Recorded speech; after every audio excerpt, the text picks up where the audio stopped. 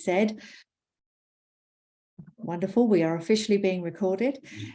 So I am Kathy Bateman, and that's on record.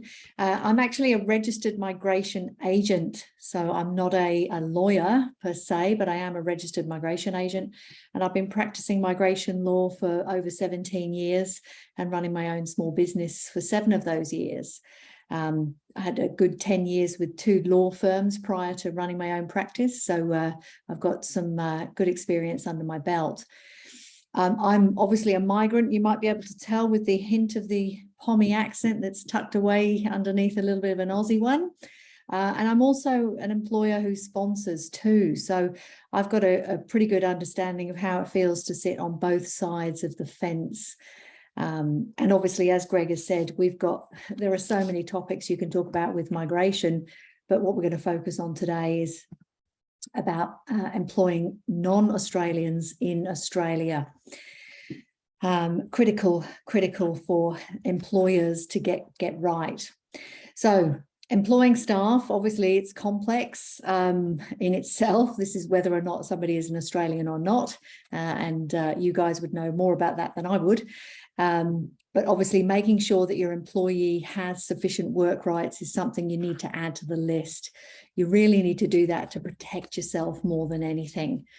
So some of the basics that I thought about when discussing this topic is who may be considered a non-Australian. And in a nutshell, it's anyone who's not an Australian citizen, an Australian permanent resident, or to throw into the mix, an eligible New Zealand citizen. So these are ENZs. Now, an ENZ is not easy to spot, and I'll come across that. I'll discuss that a little bit more as we go along. You know, that raises the next question. How do you know if your employee is an Australian citizen, permanent resident, or an ENZ? The only way you're going to know is by asking them for documentation, which most employers would do as part of their process anyway. Usually the Australian passport, an Australian citizenship certificate, or an overseas passport with a visa grant letter. That's the best way. But when in doubt, the critical thing, and I'm going to be repeating this, is to do a visa entitlement verification online check. And if you do that for each employee, that will confirm whether or not that person is has work rights critically. All right. So that's about making sure that you know what work rights they've got, because just because somebody looks like an Aussie, sounds like an Aussie, doesn't mean they are. And most importantly, doesn't mean they have full work rights. And obviously employing somebody without work rights can be a costly exercise for your business, financially, emotionally, mentally. There's a lot of stress involved. So the Vivo check is free, and it's something that's going to tell you the current employee's visa status and their work rights. And that's something that's critical.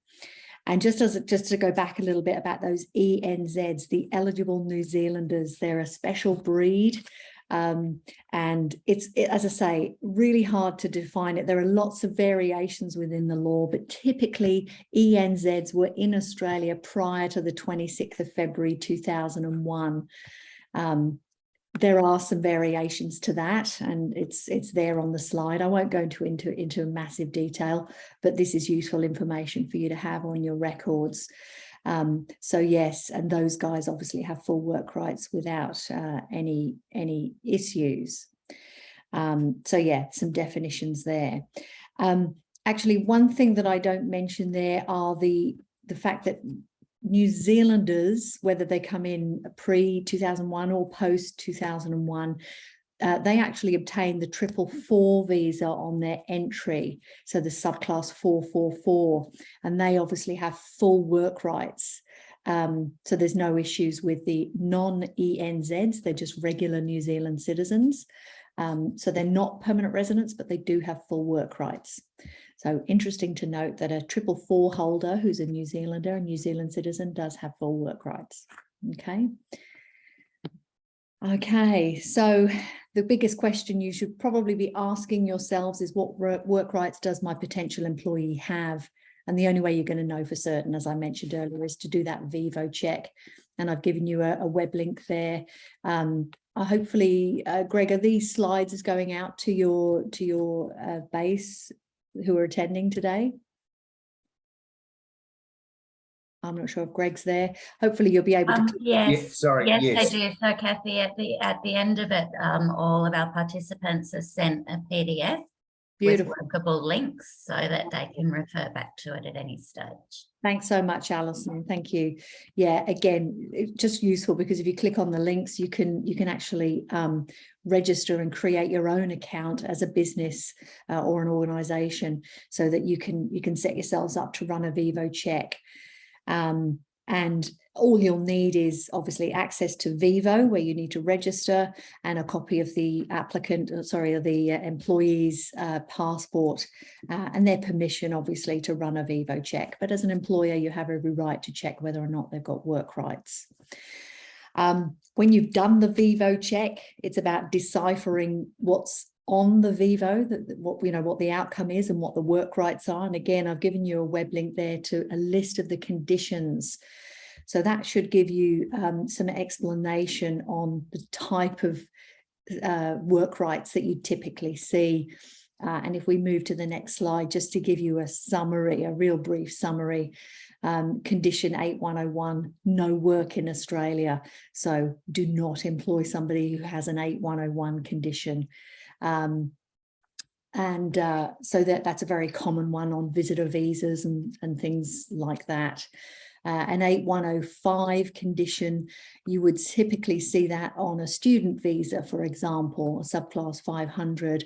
However, even though they might have only part-time work rights on an 8105 as a condition, there is actually a hiatus on that at the moment, so that student visa holders can actually work for more than the 20 hours a week or 40 hours a fortnight. And that's a COVID concession that's currently in place. So again, there's web links there that you can click on if you want to find out a bit more about that temporary relaxation, about, to do with the COVID changes. But they're just two very common work conditions that you might see on a Vivo check if and when you're undertaking those. Okay. So moving on, you've just got to be careful and obviously be fully aware about the Fair Work and understanding work rights. Again, with employment law, which is not my forte, I only focus on migration law, but it's just about knowing where the two meet and making sure that obviously you're paying with the correct award rates, conditions, and so on. But obviously you've got this visa issue that ties into that work rights situation as well. All right, so just be mindful of that connection there. So then moving on, responsibilities as an employer. You've just got to comply with all Australian employment law and migration law requirements if you're a sponsor.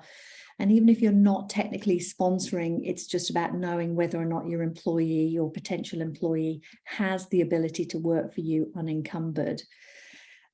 So a question I often get asked and got asked quite recently was, do I have to sponsor this person? And the answer is no, not always. So as I've alluded to previously, the holder of a student visa, a subclass 500 or a 444, a New Zealand citizen, they obviously have work rights on their visa, so you don't need to sponsor them.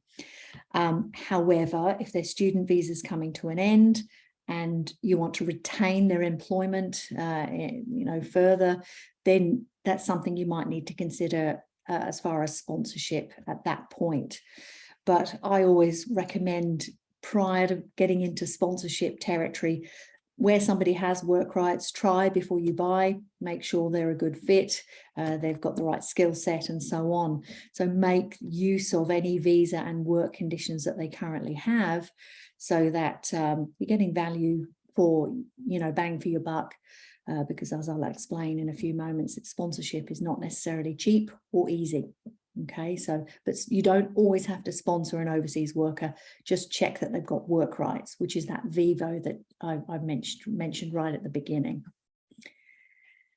So I've alluded to employer sponsorships. There are many pathways for the employer-sponsored visas to consider.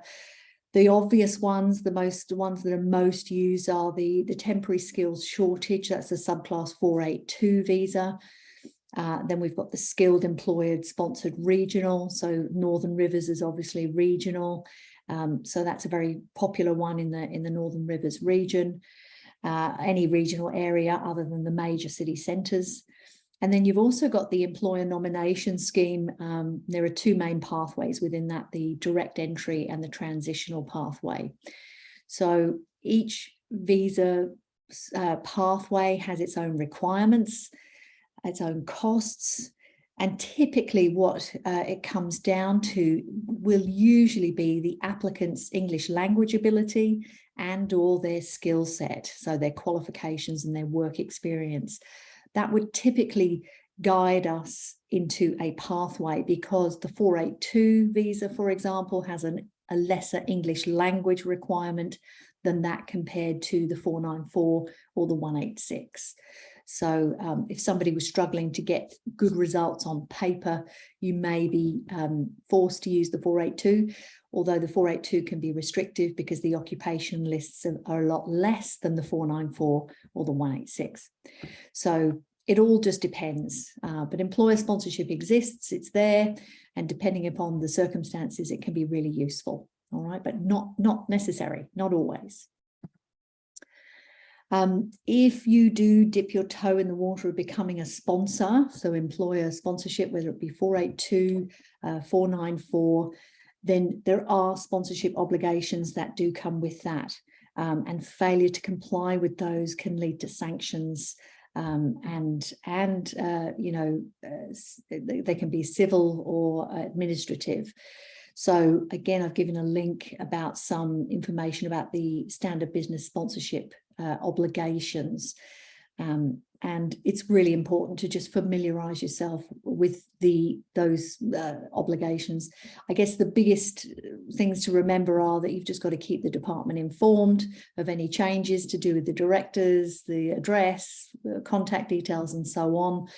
And also, I guess one of the biggest negatives is that if you were to terminate employment for an applicant and the applicant wanted to go home to their country of origin, part of the sponsorship obligations is that you need to pay a one-way economy flight for the applicant and or any dependents outside of Australia. Now, that's not typical with an Aussie employee, so that's an additional cost that you would obviously have to factor in.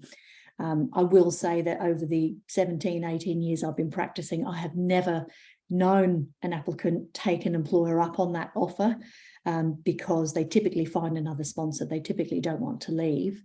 However, still could happen. So worth knowing about that kind of cost as a sponsor, you know, what it could entail for you. So yeah, familiarize yourself with the obligations and just be aware of any failure to comply could lead to sanctions. And I won't go into the numbers because on the next slide we talk about figures and things, but you can see for yourself it can be costly. All right, so just worth doing the right thing where you can.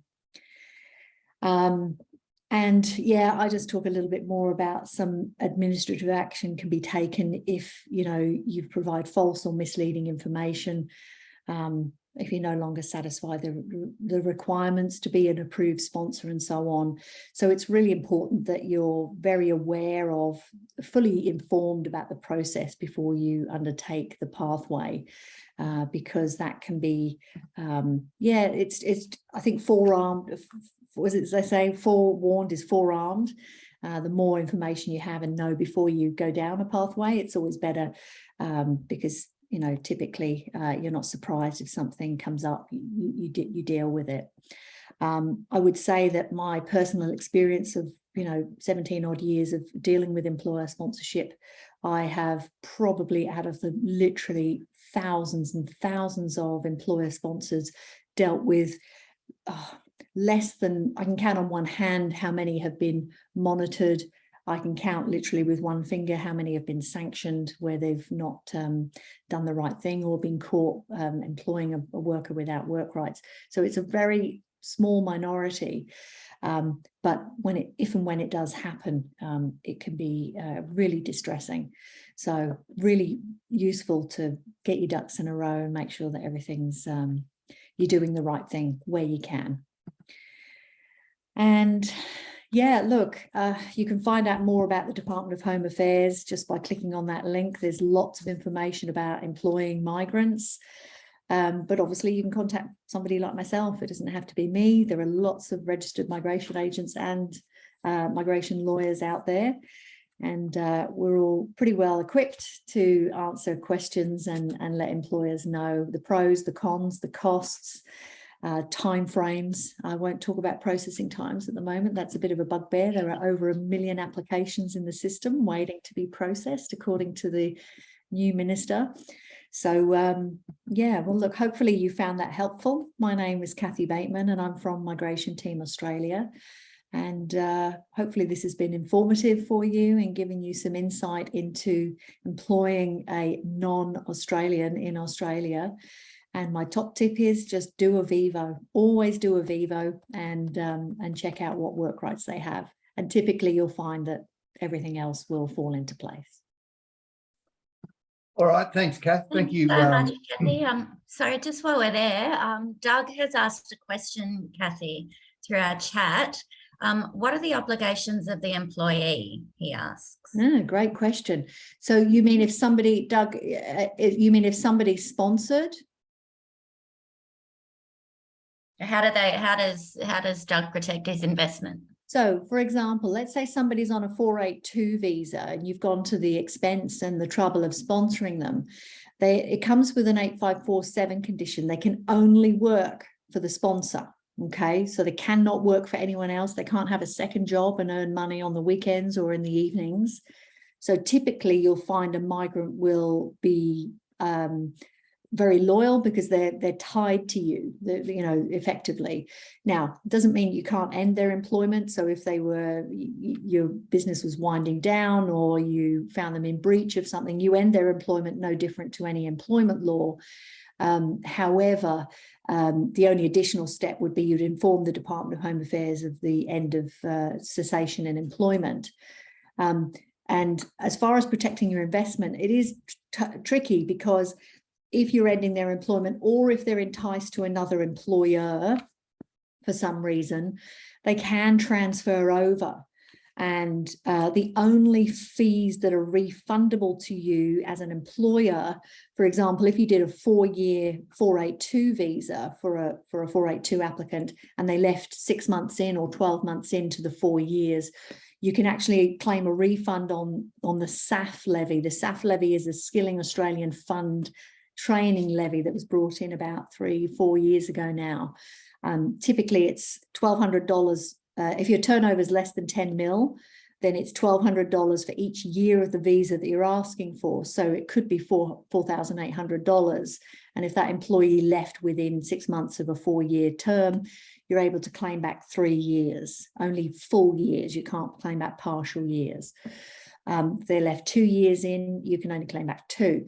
So but you'd lose the other fees. There are other fees, Doug. So I'm with you. It's a bit of a gamble, not necessarily right word. I'm not sure how you want to phrase it. But the employee does have an obligation to only work for you. Thanks. Yeah, it's a risk. But typically, again, how often do I see movement from employees? It's a low ratio. It really is a low percentage because typically you're only entering into this employer sponsorship relationship when you've built up trust. So somebody's been working for you for 3, 6, 9, 12 months on student visas or working holiday visa or whatever it might be. So you've tried before you buy and you've usually got a commitment, in some way, and you've got a good way of knowing that your investment is relatively safe. Does that answer your question, Doug? No worries. Yep. He says thank you, Kathy. Yeah, no worries, no worries. Okay. Can I ask a quick question, Kathy? Of course, please. I understand the Vivo check is free. However, would you say there's any risk in accepting a Vivo check that an applicant's already done? I've noticed that we, tend to have that submitted with their application. And for anyone who's recruiting in hospitality at the moment, they know we're smashed. Yeah. Is there any issue with accepting a Vivo check that the candidate's done? Would you suggest it's still a good idea to do that yourself? My only fear is A, is it current? And current typically means, is it valid like in the last 3 months? That would be my pick. Is it legit? Not that I doubt these out, not that I doubt, well, I do doubt people. So, is it a legit document? You can typically tell at the bottom, if you've seen enough Vivos, you'll see there's at the bottom, it has generated data from the Department of Home Affairs, and it'll have the date, the time, who ran the Vivo check and things like that. So you can usually tell, but it's amazing what you can do on PDF editor these days. Yeah. I personally, I would just be very, very fearful, because you could be handed an edited PDF printout and you just wouldn't know, even an electronic copy. With PDF editor, it's just amazing what you can do. Yeah, okay, thank you. Yeah, no worries. I think Doug's just said, is there a database of available applicants, e.g. chefs? You know what? I wish there was. There isn't. No is the short answer to that, but we're very hopeful that we'll see a lot more. I think we're going to see some big changes. You probably saw the summit, the job summit that was held last week from the government, and there's huge, pressure from businesses to increase the migration numbers and make things easier, swifter. However, we're competing with the rest of the world. So, and every country has the same, particularly with the hospitality industry. So it's really tough. So even if they do make things a little bit easier, I don't know that we'll see the huge returns. I just don't know. Yeah, we're all like this. Yeah, no worries. Thanks, Doug. Thanks for your questions. Anybody else got any questions this afternoon? Nothing? Okay. All right. Thanks, everyone. Thanks for joining us this afternoon. I think that this has been a very informative session from Kathy, as usual, always the expert in terms of migration and visas, etc. Really appreciate that. We hope you've got something out of it. Again, if you need to ask any questions, you can contact Kathy through that email address that's on your screen there. We'll be sending out the slides to all of our participants today. So I think that's all we need to cover off on, unless somebody else has got some questions. It's been, as I say, it's been a very informative one. I think this is the most amount of questions we've had after lunch and learn, Kathy. So obviously it's obviously a very important issue so far as all of our clients are concerned. And we look forward to you joining us in October. Off the top of my head, I'm not sure what October's. So October, so we'll be joining once again the first Wednesday of the month, Wednesday the 5th of October. Now, just a reminder for everybody as well, daylight saving kicks in on the 2nd of October, so it will be 1 p.m. Australian daylight saving time, so 12 p.m. for those of you who live north of the border. We'll be chatting about managing temporary and long-term employee absences. So that should be a really interesting one for everyone to join in as well. I'll send you the link to that in the email that I send through with today's PowerPoint PDF, so that you've got all of the links for Kathy's wonderful talk today. Thanks so much, Kathy. No worries. It was a pleasure. Thanks so much. And just on a side note, I do meet lots of chefs and restaurant managers and cooks and so on, obviously in my day-to-day consultations with visa applicants. So if your guys are looking for chefs, I'm always happy to refer. I'm not a recruitment consultant by any stretch of the imagination, but Doug, Maybe you if you should, are, Kathy. I know I haven't got time. I wish I had. But if Doug, if you're looking for chefs and you want to shoot me an email, I'm happy to forward resumes. And then if you're interested, you contact them. If you're not, you delete the email. And it's as simple as that. There's an offer. Okay. Excellent. No All right. worries. Okay. Yeah, you might get a few others. That's more than fine. I can only share the resume, and if you grab them, if they're available, grab them. All right, lovely. All right, great to meet you all. Thanks so much, everyone.